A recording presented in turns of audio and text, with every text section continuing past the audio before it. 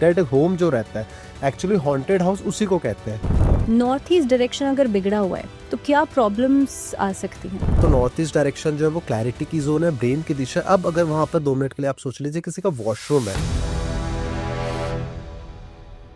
हर जगह की अपनी एनर्जी होती है, लेकिन फिर भी कुछ जगहें या कुछ घर ऐसे होते हैं जो कि नेगेटिव एनर्जी को अट्रैक्ट करते हैं। क्या रीजन है? द थिंग इज दैट कि देखो, direction and energies, I mean direction की एनर्जीज, ये तो सेकेंडरी पार्ट है, बहुत टाइम बाद आता है। लोग मेजर चीज को भूल जाते हैं जिसे हमने साइंस कहता है, साइंस ने उसे नाम दिया जियोपैथिक स्ट्रेस। ठीक है, द मूवमेंट जियोपैथिक स्ट्रेस, अगर इसे थोड़े से इजी लैंग्वेज में समझा दूं, जमीन के नीचे बिलो द लैंड एक स्पैरलिंग पोजीशन पे ना एक वेव रोटेट होते रहती है। द मोमेंट देखो, आप किसी भी सुर को एक मतलब प्रॉपर सुर में किसी भी म्यूजिक को सुनोगे या आवाज को सुनोगे, आपको वो सुरीला लगेगा। द मोमेंट उसकी लय टूट जाएगी या वो खराब हो जाएगा उसका वेव, तो वही सुर आपको ना मतलब बेसुरा लगने लगेगा। तो सेम वैसे जो जियोपैथिक स्ट्रेस जमीन के नीचे रोटेट हो रही है स्पैरलिंग पोजीशन पे, वो द मोमेंट ब्रेक हो जाता है किसी कारणवश, वो डिस्टॉर्टेड हो जाता है, तो वो प्रॉब्लम देने लगता है। प्रॉब्लम क्या देता है कि वो लैंड एनर्जी को डेड कर देता है। अब जैसे कि हमने जानते हैं ना, बचपन से सुनते आ रहे हैं कि एक मछली पूरे तालाब को गंदा करती है, तो वो जो नेगेटिव जोन रीजन वो है कि उस वजह से बनता है। और फिर द मोमेंट जमीन खराब होने लगती है, डेड होने लगती है, कि वो जोन फिर एक समय के बाद ना पूरा घर को डेड कर देता है। और डेड होम जो रहता है एक्चुअली हॉन्टेड हाउस उसी को कहते हैं। तो अच्छा। फिर हाँ, हॉन्टेड हाउस यहाँ पर ये मतलब नहीं कि भूत प्रेत वाला ही हाउस हो। हॉन्टेड हाउस द मोमेंट हम कह रहे हैं तो ये कहना चाह रहे हैं कि उस जमीन डेड हो चुकी है।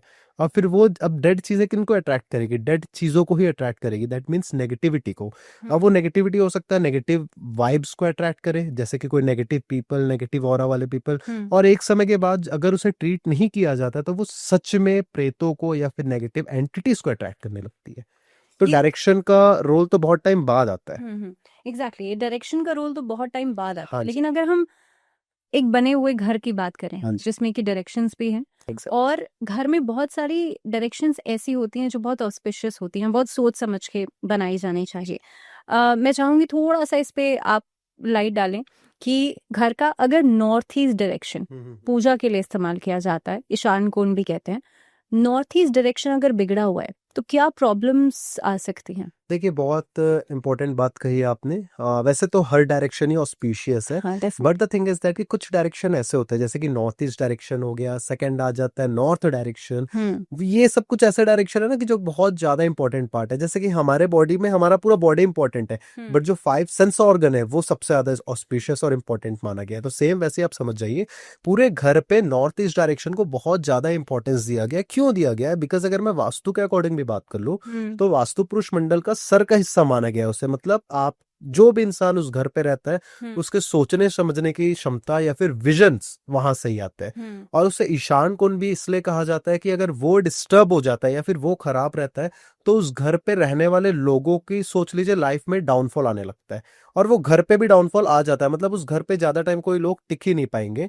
अच्छा। तो आपने ये पूछा था कि नॉर्थ ईस्ट अगर किसी का खराब रहता है तो फिर क्या क्या ऐसे खराब हाँ खराब please। एज इन की मान लीजिए नॉर्थ ईस्ट में वॉशरूम है, टॉयलेट्स बना दिए हैं और उसको चेंज नहीं किया जा सकता, ऐसे में क्या प्रॉब्लम्स आ सकती है? क्योंकि कई बार रिकंस्ट्रक्ट करना लोगों के लिए पॉसिबल नहीं पॉसिबल होता। नहीं है, और मेट्रोपॉलिटन सिटीज में तो बिल्कुल भी नहीं है।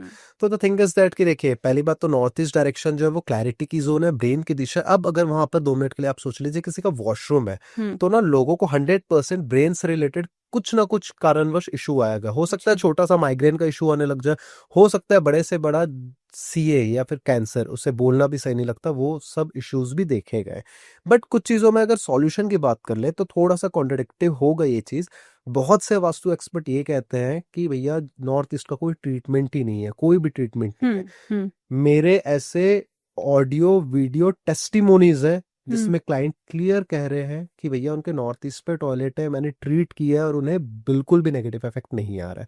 द थिंग इज दैट, भावना, एक चीज समझो कि हमें ना एक थियरी को अप्लाई करना रहता है कि एनर्जी को चैनलाइज करवाना है। ठीक है, द मोमेंट एनर्जी कहीं स्टक हो जाएगी तो वो प्रॉब्लम देगी। ठीक है, अगर हमारे बॉडी पे जो ब्लड है वो फ्लो हो रहा है प्रॉपरली, तभी हम अच्छे से काम कर पा रहे हैं। द मोमेंट क्लॉट्स आने लगते हैं तो हमें चांसेस है अटैक के, और आता भी हार्ट के आर्टरीज में अगर ब्लॉकेजेस आ गए अटैक आ जाएगा।